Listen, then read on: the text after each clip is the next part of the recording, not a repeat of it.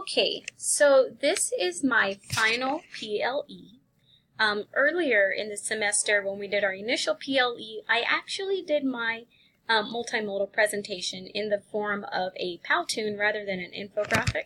So I decided to try Piktochart this time because many of you did, and I can see why. It's an excellent program. So all of the apps I included on that initial PLE Powtoon presentation, I put here.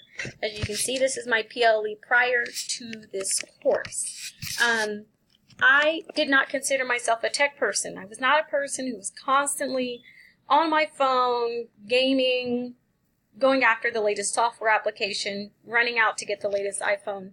And because of that, I didn't consider myself a tech person. But as we began to work on this PLE, I began to see that I actually use technology for a lot more things than I realized. Even for budgeting, for banking, for watching videos, favorite podcasts I enjoy listening to, Skype, etc.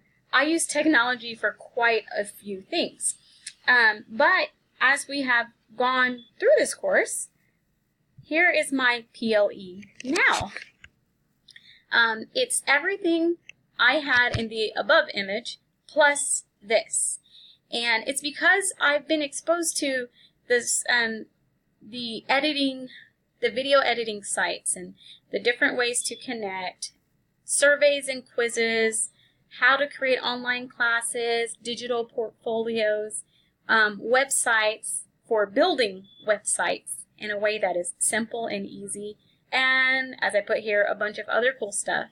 And what has been really neat is seeing how these websites, which were not initially made for language learning, can be used for language learning. And the SAMR model definitely helped me to see that and helped me to get there, as challenging as that was. And so now that my PLE has expanded quite a bit, I would definitely now consider myself a tech person. And it's been a great class, and I've learned a lot, and I look forward to seeing everyone else's videos. Thank you.